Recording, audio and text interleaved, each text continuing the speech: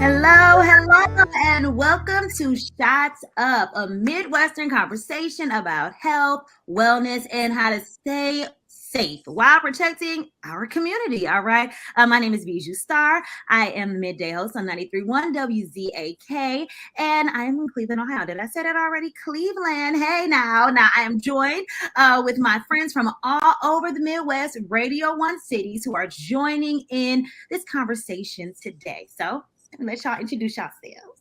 Yeah, you represent Radio One Cleveland. I got to represent Radio One Columbus in the capital city. I am Nails, the midday host here at Power 1075, 1063 in the capital cities. And once we are talking about Ohio, I am Tropicana. I do middays here in Cincinnati.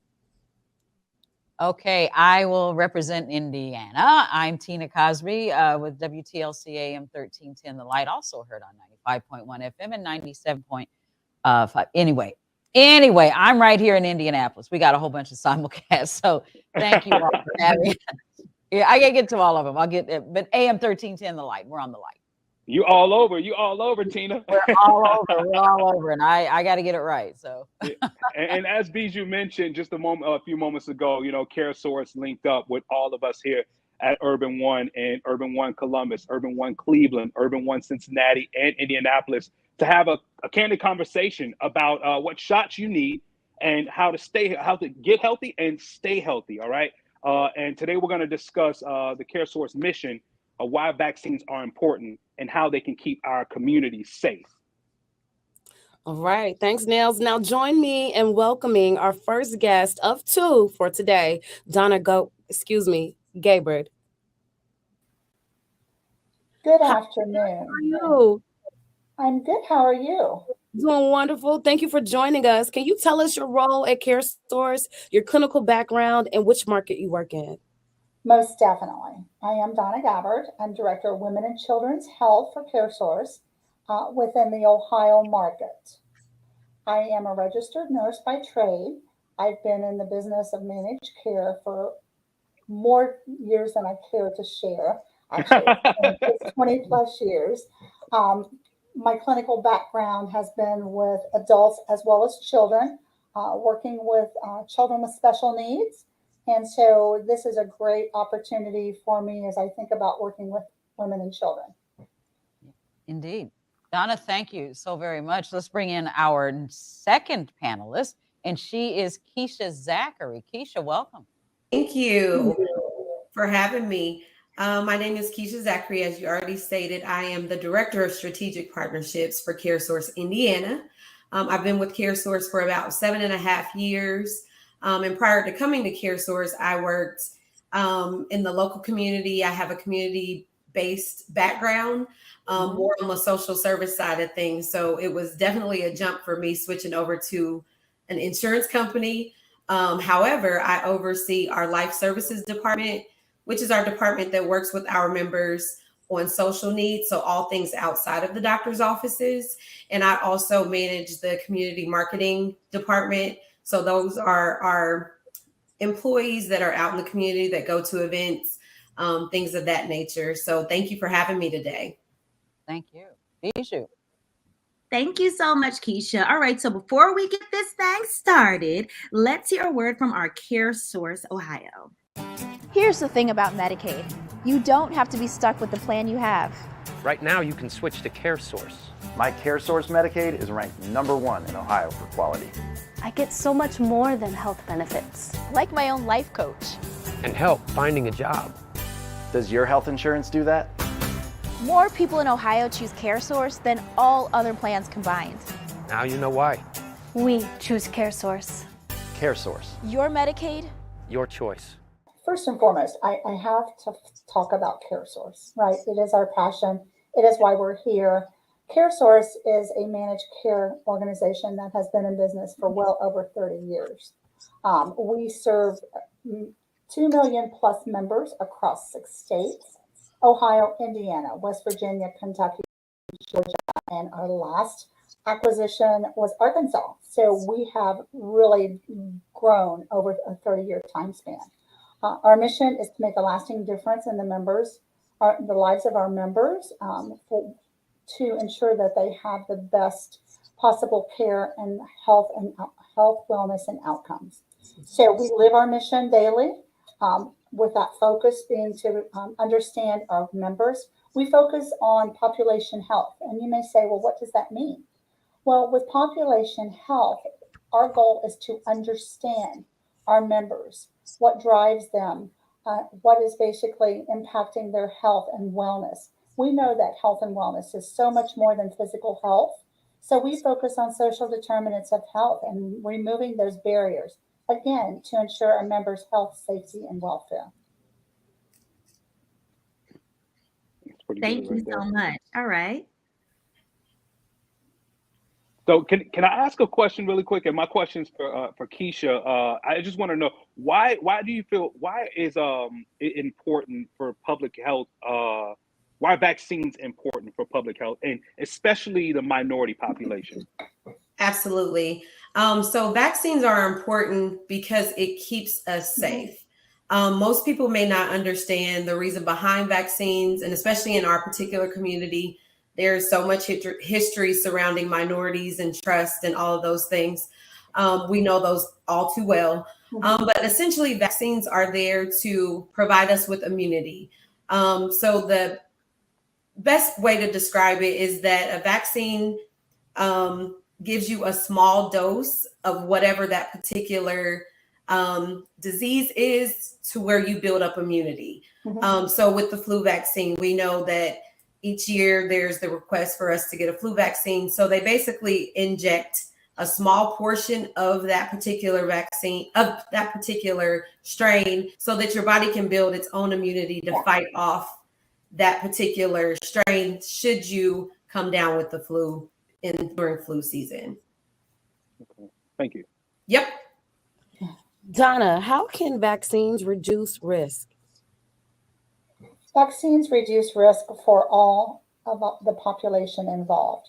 So we focus on receiving vaccines within our specific age groups, those vaccines that are recommended. However, while we are receiving those vaccines, for example, adults receive the flu vaccine as well as children, we are protecting others that do not have the ability to obtain those vaccines. So again, vaccines are protecting not only those receiving the vaccine, but those that are not. So that is the goal. It also will reduce the risk and complications related to other health-related issues and concerns. So that's why vaccines are so very important. And it's across the spectrum from infants, children, through adulthood. And then I'd like to add on to that, when you said protecting others, recently with the COVID vaccine, one of the main reasons that I took my vaccine is because I wanted to be able to see my grandmother. She has so many different conditions and she wasn't able to be vaccinated. And it's very, very hard to go to someone's house and you're talking through them through the window because you can't see them. So I was extremely grateful to be able to vaccinate myself and my family because there's nothing like granny's hugs. And so that was just a main point for me. And we also have a member advisory council here in Indiana where, you know, our members, we talk with them to find out what their experiences are, what their needs are, any hesitancy that they may have surrounding the vaccine. And the two things were being able to see family and to be able to travel. So I can relate to both of those things. So it's not only protecting yourself, but also protecting those around you as well. And so, Keisha, can you explain exactly how vaccines offer the protection and the immunity? Because there was so much confusion surrounding this early on into the pandemic, and sadly, some of it remains. But I think this is a great opportunity to give a great explanation for those who are watching. Absolutely. So again, I mentioned it a little bit earlier. You're basically giving your body a chance to build up how to fight off something. So we've heard so many cases, true story. So I had COVID prior to it being a thing. And I just remember what that felt like. So when I received my shot, I didn't experience any really symptoms because my body had already built up immunity because I had already experienced it. And also through my household, it kind of spread, but I was the person that probably experienced most symptoms because I had it first, not knowing what it was. Husband still around me, kids still around me. So as it went through my family, everyone's symptoms kind of decreased more and more because they had built up immunity just from being around me. Does that help with the explanation?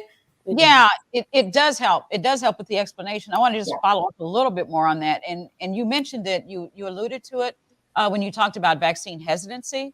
Yes. Early on, and that was rampant in our community and in the communities of color to the point of paralysis in terms of just, I'm not going to do it. I'm going to get it. So has the messaging surrounding the effectiveness and how the vaccines offer protection and immunity, has that improved or clarified any so that we can get away from whatever is left of the hesitancy? And I will say, vaccine paralysis. Yes, absolutely. So as I mentioned earlier, we have member advisory councils. So when you come from a medical lens or clinical background, you speak all these big words. And so you're like, I don't know what that means. So I'm just not going to do it. And so the hesitancy that we experience, again, historically, I don't know enough about it. I'm not going to be the first person to try it. Let me see what somebody else experiences when they take it. It's like, I'm going to wait and see what happens. So we asked our members firsthand, what is it that you need to make you feel more comfortable? So it's all about providing education, asking what is the best way that you would like to receive information. That's good. Who do you look up to? Like, who do you need to hear from? And in the minority community, there's a grandma, a aunt, somebody has like the voice of the family, and if she says to do it, I'm gonna do it. So I just think it just depends on you have to ask those that you are working with, what is it that they need? And generally it boils down to communication and communication that one can understand. We can't use those big terms. We have to bring it down to, this is what this is. If you have questions, you get to ask questions. And if I don't know the answer to something, I need to say, I'm not sure, but I will find out. So it's all about communicating, being aware, saying what it is that you do know. And if you don't know something, to share that with people too, so that they can make an informed decision. Thank you. All right. I would like to add to that, if I may, real quick. We also realize that we have to develop relationships within our communities. We have to implore and bring in community leaders who are trusted, such as faith-based organizations, such as individuals within those communities who our membership or individuals look to as trusting individuals to provide that communication and those messages. So again, we cannot do this alone. We have to bring in those trusted community partners. And Donna, just asking you another question, what impact does having the vaccines have on our everyday lives? So having the vaccines impacts our everyday lives, and we're seeing the results of this today as we think about moving out of the pandemic. We're seeing herd immunity, and what that means is that the majority of Americans are now immune to COVID-19, right? Now, when I say immune to COVID-19, I want to preface and also say that when we talk about vaccines, back to Keisha's earlier statement, a vaccine is providing and ingesting or infusing a strain of a disease into an individual, right?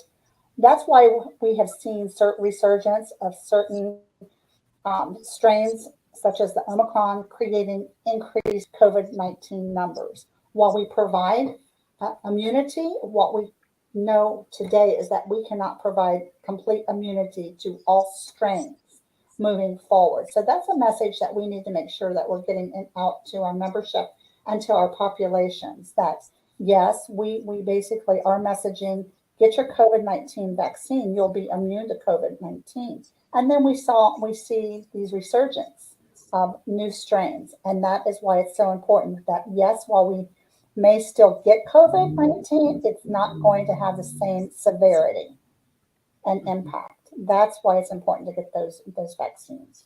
And it's ironic you mentioned that because, in April, we just heard about Vice President Kamala Harris, who's vaccinated and boosted, Yes. still tested positive for COVID. And this question is for Keisha.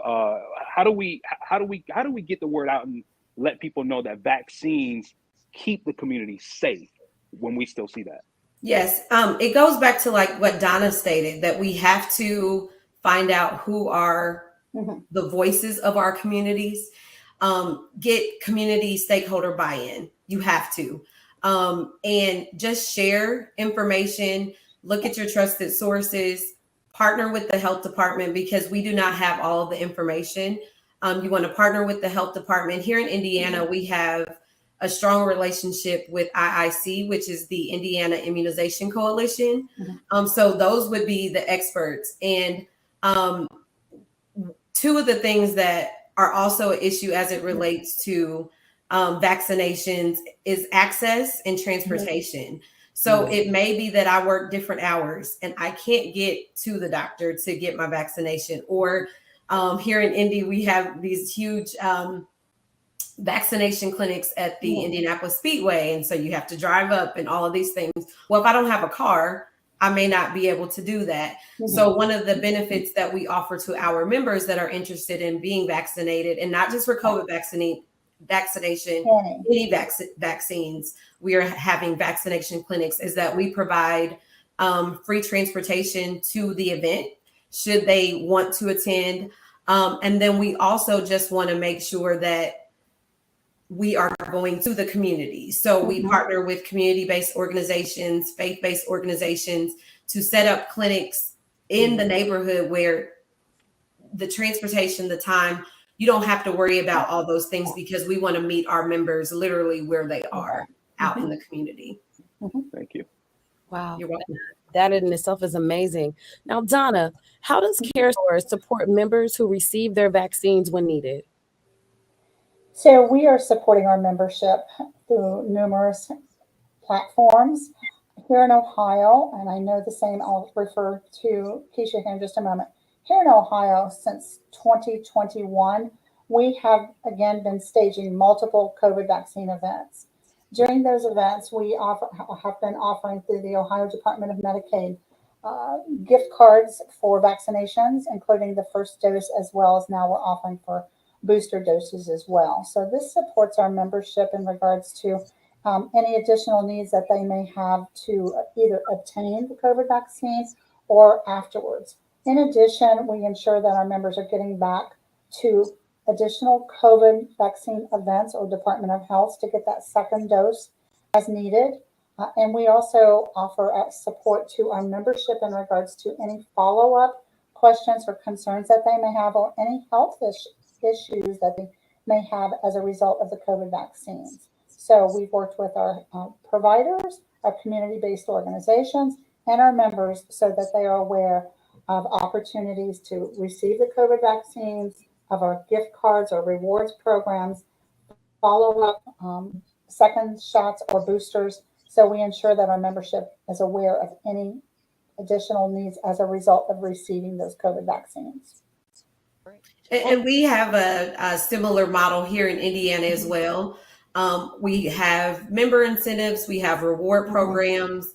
We also have provider incentives as well. So we work with all of the pieces of the puzzle. We're working with our members, the community, providers, community-based organizations that we incentivize not only the COVID vaccination, but also we have member rewards programs for all vaccines to ensure that our babies, our kids, our moms are all up to date on their vaccinations. Especially it's huge when it's time for a kiddo to go to kindergarten. If they haven't been up on those vaccinations, then they may just be like, oh my God, Mom, I don't want to go to school because I have to get all these shots. So we try to make sure that there's an immunization schedule. So we try to make sure that all of our members are up to that schedule so it just doesn't feel so overwhelming for families and for kids. I know you guys all know someone that does not like shots, but so we try to introduce it to them early. So when you keep up with that schedule, it's like, okay, 1 or 2 here and not 17 or 18. I'm exaggerating, but not that many when it's time to go to school. All right. Well, Keisha and Donna, thank you very much. We're going to take a quick break right here to hear from our friends at CareSource Indiana. We'll be right back. Imagine a health insurance company that could look beyond doctors' offices and hospitals and help its members find what they need to actually live healthier lives, like a stable job, dependable transportation, or a safe place to live. Well, that health insurance company is not only real, but making a real difference in Indiana right now. At CareSource, we're removing barriers, we're improving lives, we're reimagining health insurance. Okay, Keisha, we're gonna keep it right here with you. Okay. The CareSource is known for going beyond traditional healthcare. So how do social determinants of health factor into minority health? Social determinants, I'll let you explain that, but how does that factor in? Yes. Okay. So this is the feel good part of my job. This is really what attracted me to CareSource. Yes, this is the feel good part. Okay. So all along, I'm thinking, medical insurance. Oh my gosh, it's insurance. It's a claim. It's going to the doctor, right? Right. But with CareSource having a nonprofit status, our CareSource was started originally by a social worker. So social workers, social needs, they have a clear understanding that what happens inside of the doctor's office, that's not just the whole person. So there's so many things that have an impact on one's health. So it is where you live. It is, do you have access to food? Do you have access to transportation? Do you feel safe? Do you have all the basic needs, essentially, that you need to be able to survive? So we found out that if I am concerned about what I'm going to eat, my next meal, my clothes on my back, if my kids have adequate childcare, I am not going to make my health a priority.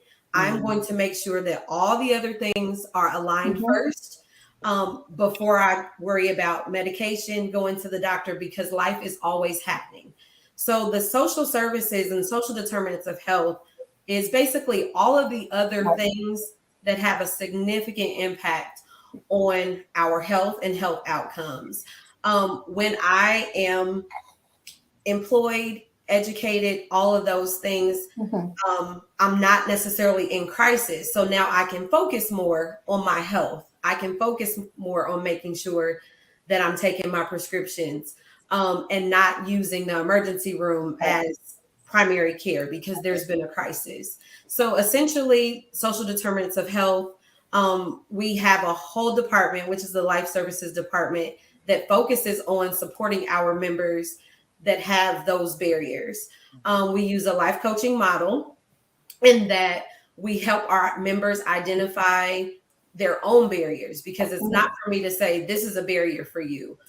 We definitely believe that our members are an expert in their own lives. And so whatever they deem to be a priority or something that they want to work on, we help them. We definitely have a do with, not do for model. It is a program that is voluntary.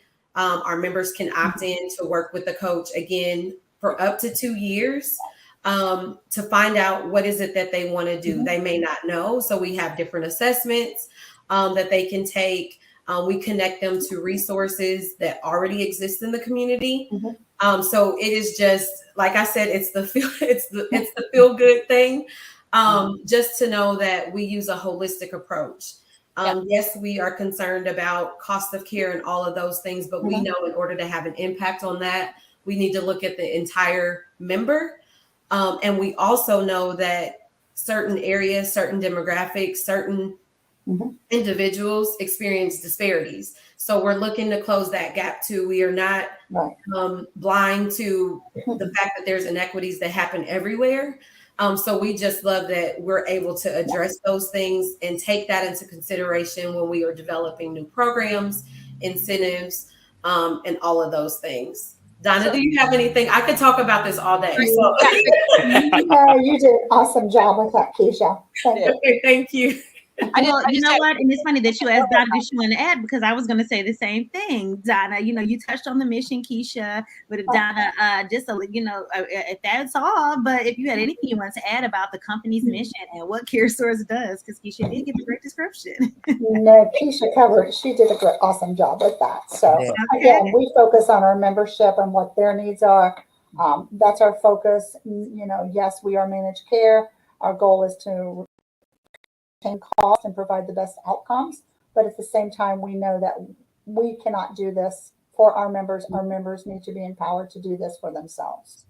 Well, I want to take a second to thank you guys both for taking some time out and having a conversation with all four of us representing the Midwest, Donna Gabbard and Keisha Zachary representing CareSource. Thank you guys so much. The information that you gave us is that we can use this with our friends and our family that were hesitant on getting the vaccines, and we can actually enlighten them on how it helps our community in the long run. Absolutely. Thank you for having us. And before you guys get out of here, you have to tell us where we can learn more about CareSource and facts about vaccines. Most definitely. So if you'd like to learn more about CareSource and the opportunities that we provide regarding vaccines, please visit our website at caresource.com. You can also connect with your local health departments and or your providers or doctors, because they have all of this information. Again, our goal is to increase our vaccine numbers across every state and make sure that our members are getting the vaccines that they need. Absolutely. You hit that on the head. This was so much valuable information. Thank you, ladies, for your dedication to our communities and the services that you guys provide for us. We appreciate you so much. And make sure that you guys like this video and share it. You might save a life. It might be yours. Absolutely. Thank you for having us, and thank you for all you do as well. Exactly. We appreciate this. Bye-bye. Bye-bye.